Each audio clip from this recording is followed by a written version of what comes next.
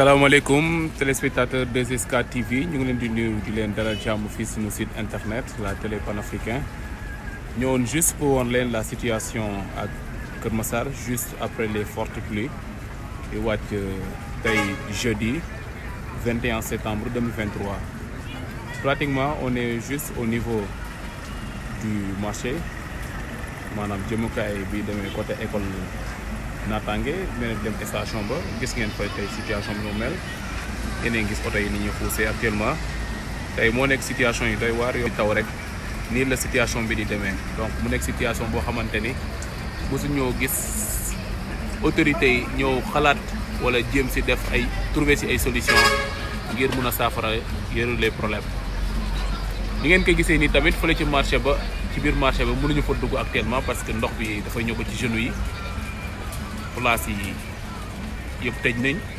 jaaykat yi tamit mujjee nañu tëj seen i place mujjee lem seen i bagage ngir mën a saafaral seen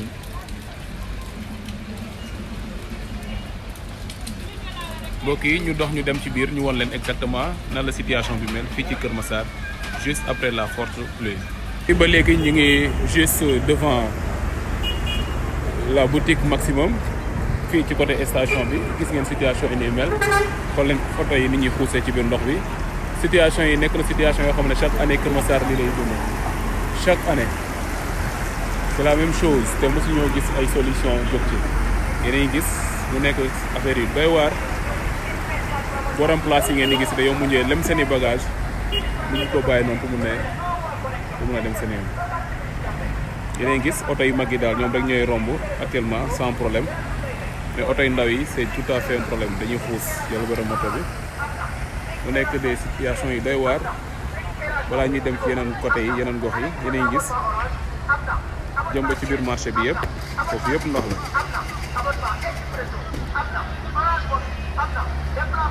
yéen a gis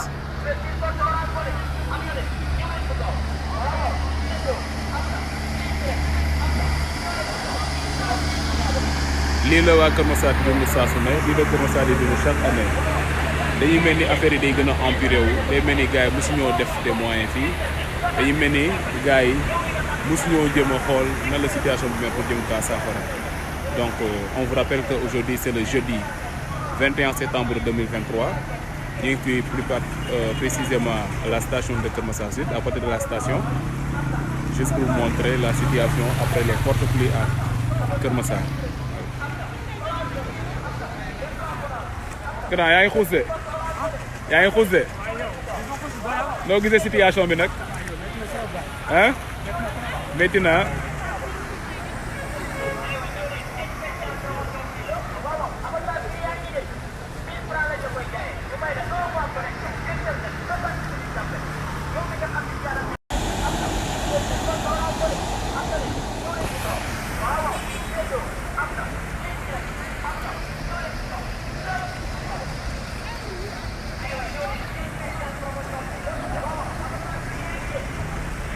mbokk yi lii mooy situation yi fii di côté station bi fii ci Keur Massar wetu maquette bi moom ngeen di see noonu am na ñoo xam ne jot nañ tëj seen place am na ñoo xamante ne ñi ngi foofu ba léegi xam naa dañuy toog pour mën a surveiller pour mën a xool tamit naka la ñuy mën a sauver seen i bagage ak ndox bi gis ngeen borom oto yi dañuy obligé di raam oto yi ndaw yi moom am nañ jafe-jafe lool pour mën a romb ci biir ndox bi yéen a ngi gis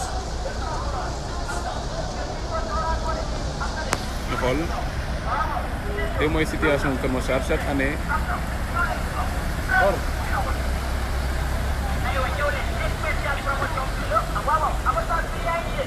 gis ngeen nit ñi fii mënoo fi traversé te doo xuus man damay mujj a obligé nekk di teggi jaar ci kaw ay pieds pour mun a taxaw pour mun a jël lii nii voilà donc mu nekk situation yi doy waar.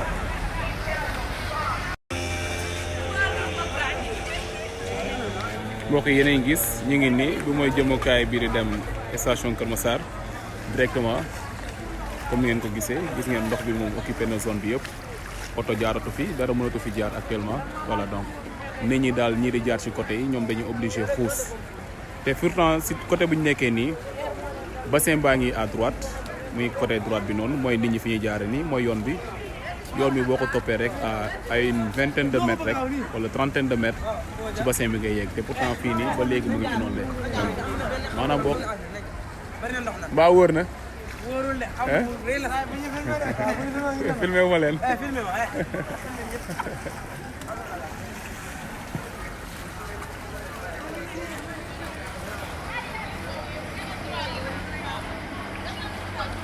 waa Keur Massar ñu ngi woote wàllu ñu ngi jooy soxla nañ ko leen wàllu lool ci ndox yi parce que lii chaque année même problème yi la ñuy dund même situation yi la ñuy dund.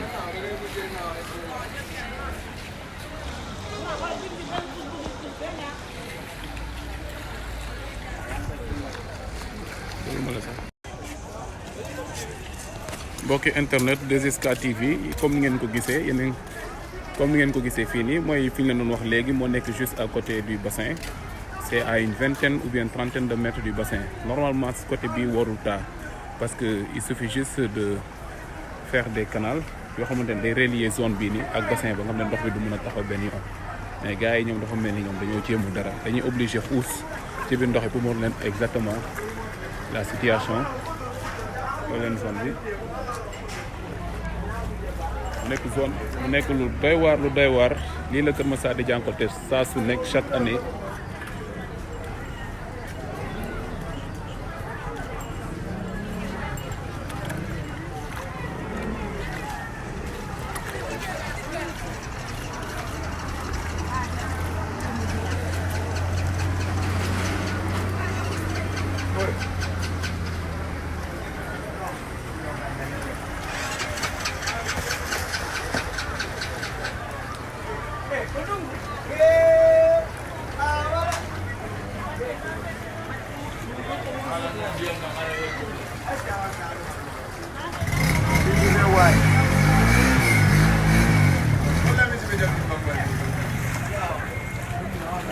mbokk yi yéen ko gisandoo gis ngeen nit ñi dañuy mujjee xuus bi ndox bi comme ni ma ko defee juste pour vous montrer la situation de Keur Massar juste après les fortes pluies ñu ngi leen di fàttali rek tey le jeudi 21 septembre 2023 il fait actuellement 17h moins.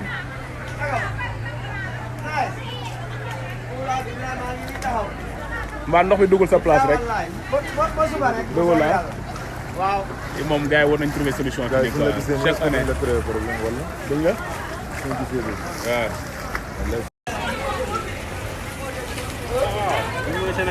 Sénégal a ngi Sénégal émergent sonn nañ ci de vraiment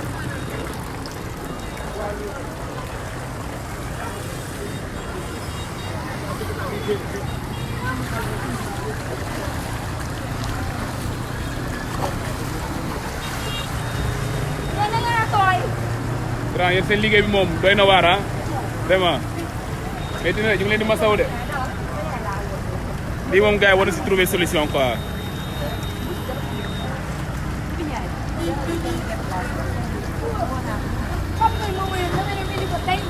da ngay ñëwaat.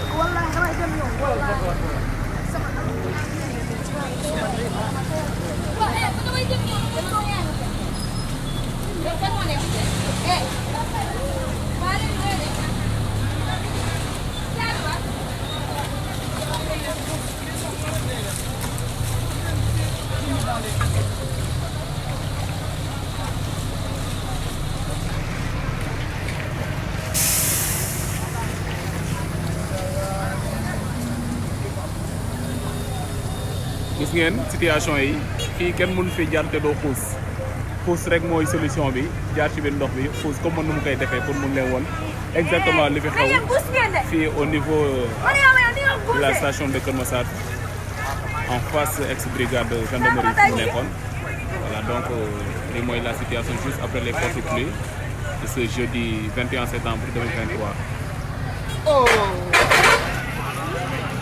jëlaat beneen angle bi.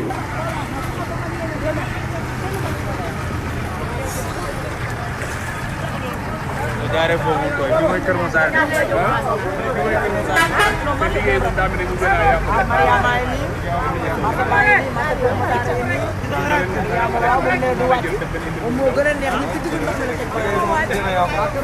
mais xewal la nag. xewal la pour yow lan mooy solution bi. maire bi day mu def liggéeyam rek di defar canal yi fekk rek canal yi. est-ce que tamit lii liggéeyu mairie la dafa mel ni bokkul ci liggéeyu mairie dafa mel ni c'est-à-dire mairie moom mun na ñëw apporter ay maigres moyens jàppale leen. mais affaire inondation xam nañu compétence état central la. voilà donc léegi la leen di yóbbante état bi pour ñu ñëw xool naka la ñuy mën a saafara ko parce que gis nañ Keur Massar chaque année chaque moment nii lay demee. dafa ñaaw dafa ñaaw. mais li moom rafetlu ñu koy ñaaw bu baax Keur Massar moom ku ne xam na ne Keur Massar moom bu tawee kenn mënu dem kenn saa bi suñu ndox mi nii dem taw lu mu tuuti day xiin sax day fees dal mais li ñuy woo état ñëpp ñu ñëw jàpp ñu ñëw jàpp. da ngeen dimbal daal dugg mairie dugg état bu munti ñëw rek. dañoo jàmbale leen dañoo jàppale waa Keur Massar. te man lu ma si gën a jaaxal dafa mel ni ci ginnaaw nii rek nawet bassin bu fa nekk. lépp ñu la mel Keur Massar dafa yaatu lépp ñu la mel waaw ñun ay marchands ambulants maal la dina rek dans suñu doole mais bu tawee ñu taw bi ñu taxaw ñu jàpp sax merci beaucoup. mbokk yi téléspectateurs de 2SK TV comme ni ngeen ko gisee nous sommes toujours au niveau de la station de Keur Massar ñu ngi woon juste ñoo gis quelques marchands yi fi nekk di liggéey ñu xool góor gi mu ngi ni ay bagages am pourtant ci kaw ndox mi la ko teg di ko ne di liggéeyam góor gi ñu ngi lay nuyu. waaw ñu ngi fay bu baax. naka nga dundee situation yi nag gannaaw boo taw bi wàccee fii ci Keur Massar. wallaay ndox mi daal mooy suñu problème ndox mi moom vraiment moom la ñuy trop dëgg yàlla trop. ñu bu tawee muy mel ni duñ mën a liggéey. mbaa lii ni du am impact ci seen liggéey. bu baax a baax wallaay. parce que clients yi duñ ñëw. duñu mën a ñëw jënd. parce que déjà gis nañ fii nii jaar bi day xaw a jafe. voilà très bien. lan ngeen di xaar na comme affaire inondation compétence état la lan ngeen siy xaar. ñu jëm ko defar rek wax dëgg yàlla. jëmul solution jëm ko defar ba ndox mi daal bu ñëwee moom. wax dëgg yàlla bu bañ a taxaw. vraiment loolu daal moom vraiment moom. mooy suñu problème. mooy seen problème. dëgg yàlla. ok ñu ngi lay gërëm. jërëjëf. instant yi nii situation bi fii doy na waar liggéey fii dina xaw a jafe trop mooy borom clando yi borom jakarta yi instant yi kenn mënatu fi liggéey kenn mënatu fi am client parce que ñoom ñëpp boo leen seetlu dañoo mujjee aju seen i moto toog noppalu parce que tout simplement situation bi c'est impraticable mu nekk situation bu doy waar boo xamante ne chaque année Keur Massar da koy ngi nii au niveau du marché mooy beneen yoon bii di génn côté autopont bi ñëwoon juste pour xool la situation fii nii gis ngeen place bi ñu demee borom place yi ñoom dañoo mujjee obligé toog noonu di xoole parce que situation yi day na waar kenn mënu fee romb sans ñoom déjà taal nañu seen groupe sax di jëm a génne ndox bi fi nekk pour ñu mën a liggéey ci jàmm muy place su mécanicien yi fële comme ngeen ko gisee.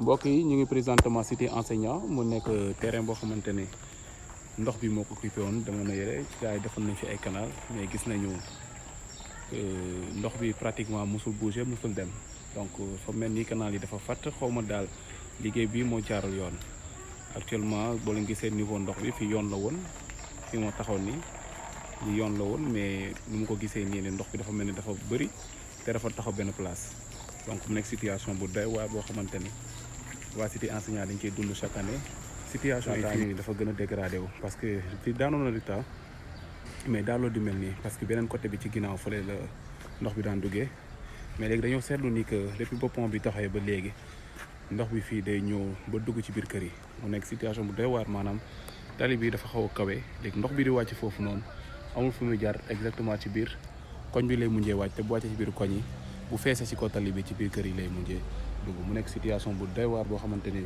moom la cité waa cité enseignant di dund chaque année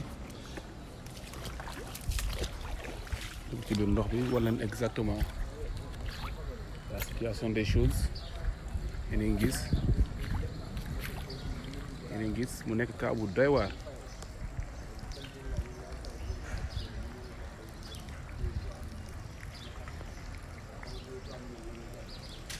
apparemment am na tuyau bu fi nekk boo xamante ne mu may ŋànc ndox bi, mais li ma si gën a jaaxal gis moo fi groupe te tuyau bi dañ ko teg noonu rek ci ndox mi bàyyi ko noonu.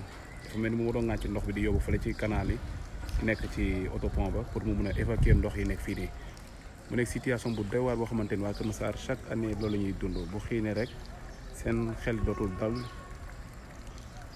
parce que xam mbokk yi ba tey ñu ngi ci même endroit bi, beneen angle bi rek lañ doon jël pour wan leen exactement fii nu mel. yéen a ko gis bayal bu doy waar la, bayal bi ngay gis nii fu am ñax yi yëpp fees dell ak ndox la def. voilà donc nekk na cas bu garaaw bu doy waar.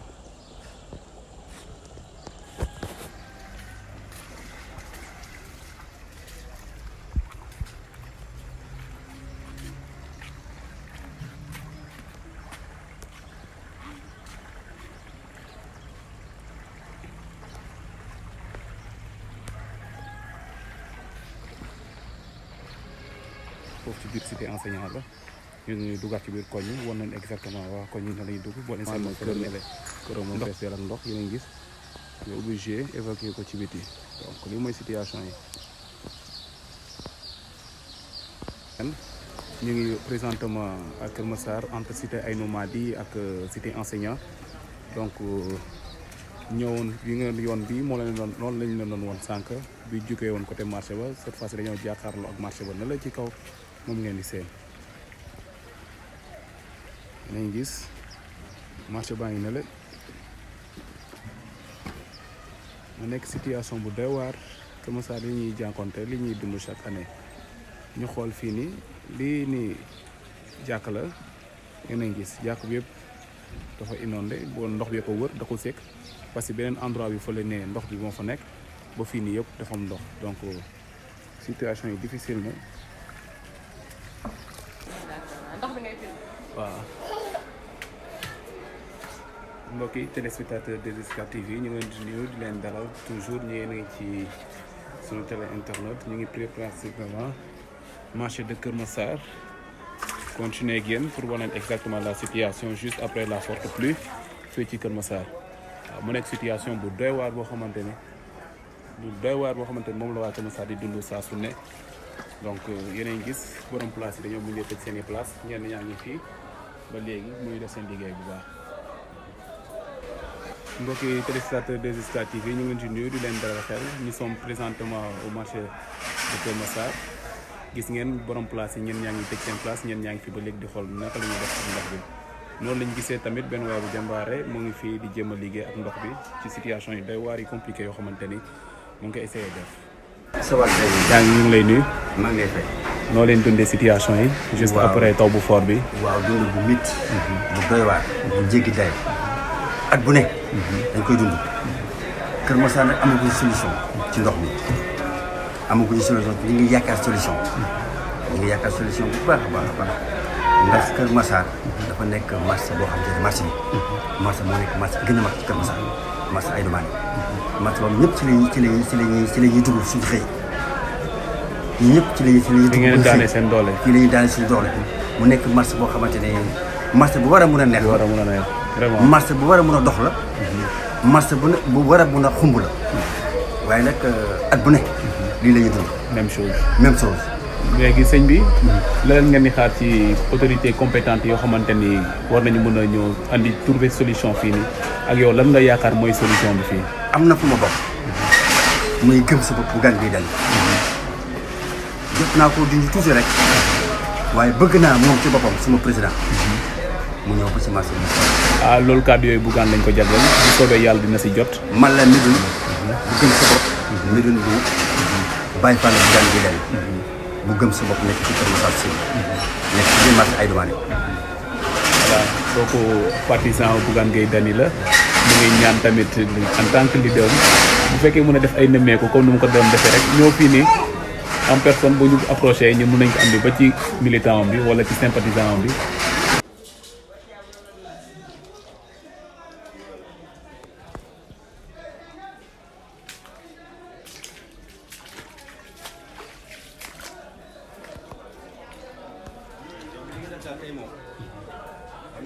merci beaucoup merci merci.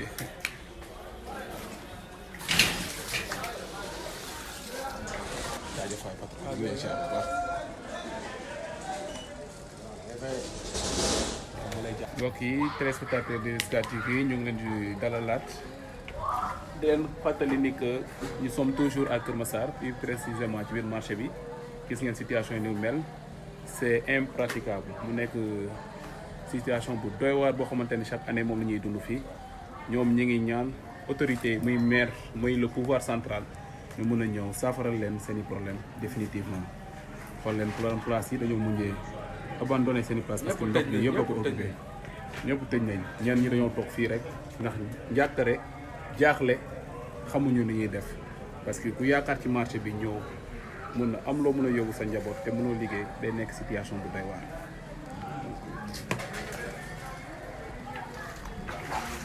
salaamaaleykum waaw ça va ça ñu ngi ci rek nous sommes tous plus comme ni ngeen ko gisee ñu ngi ci biir marché bi ba tey yéen a ngi gis cantine yi presque daanaka ñëpp tëj nañ sëñ bi ça va yaa ngi si jàmm ñu ngi leen di masaw bu baax a baax a baax gis nañ ndox bi ni mu mel ak yéen parce que xam naa ni mooy jafe-jafe yi ngeen di dund chaque année te leen masaw bu baax a baax a baax lan nga doon yóbbante tey sa autorité yi. waaw ñu jàppale ñu rek. ñu dimbale ñu rek parce que wax dëgg yàlla instant yii métti na chaque année.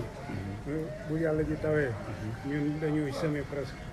amuñu lenn lu ñuy def dañuy. parce que ni nga gisee nii client yi du mun a ñëw. te doo mun a liggéey doo mën a liggéey kii place am moo nekk noonu gis ngeen ndox bi ni mu ko wëree. moom rek moo fi des boo seetlu. dépasse sax doo ko mën a am. mu nekk lu métti ñu ñaan autorité yi ñu jàppale ñu si marché bi nañuy dimbale. parce que marché bi wax dëgg yàlla bokk na ci marché yu ëpp doole ci biir Keur Massar mooy meilleur marché bi ëpp doole ci Keur Massar. sëñ bi lan mooy solution bi lan mooy solution bi pour ñu mën a solution bi la pour man nañu am canal boo xam ne nii dana mën a yóbbu ndox mi ca bassin ba nga xam ne ñun am nañ pompe danañ mën a def tout pour que tranché ci canal boobu ndox bi mën a di évacuer mën a di dem mais même pompe bi ñu yor sax duñu am fu ñu évacuer ndox mi dañuy pompe léeg-léeg ñu yóbbu ko fee ñooñu tere ñu yóbbuwaat fële ñu tere ñu. parce que niñ ko xoolee marché bi ni mu bindoo dafa nekk ci diggante ñaari bassin yi. moom bassin Aïnoumady bi. moom bassin bu nekk côté sédiment bi. voilà donc mu nekk loo xamante ni pour ñu trouver fii des solutions mun na ne nekkul war a jafe. ci lu ñu yaakaar parce que ay canal lekk wala soit ay tuyaux yoo xamante ni ak ay groupe mun a évacuer. donc lan ngay xaar ci autorité compétente yi muy le maire ak le pouvoir central. waaw ñu ngi woo maire. di ko ñaan dimbal. mu ñëw xool fii. wax dëgg yàlla jàppale ñu. ok merci beaucoup. ñu ngi ñaan yàlla tamit autorité compétente yi jot ci seen kàddu. comme ça ñu mun a ñëw xool ni ñuy saafara marché yi une bonne fois pour toutes. parce que lii chaque année loolu la ñuy dund même situation yi la. mbokk yi ñu ngi leen di fàttali yéen a ngi ci 2SK TV la télé panafricaine. ñoo juste plus précisément ci marché Keur Massar woon leen la situation après juste les fortes pluies yóbbaatu tey ci jeudi 21 septembre 2023 il fait actuellement 17h et quelques ñu ngi ci biir marché bi di leen woon exactement situation bi nu demee yéen a ngi gis place yëpp tëj nañ ndox occupé nañ seen place yëpp mu nekk situation yu doy waar yoo xamante ni waa marché moom la ñuy jànkonte saa su ne.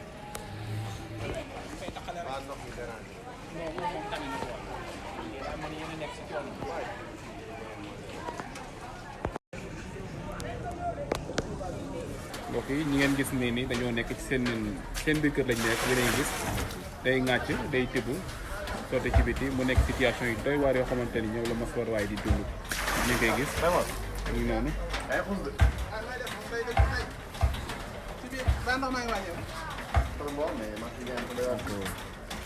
lii mooy situation Keur Massar lii la waa Keur Massar di jànkuwante chaque année. ak ñaata milliards nee na ñaata milliards 700 et quelques milliards 700 et quelques milliards te pourtant toujours marché dëkk baa ngi inondé.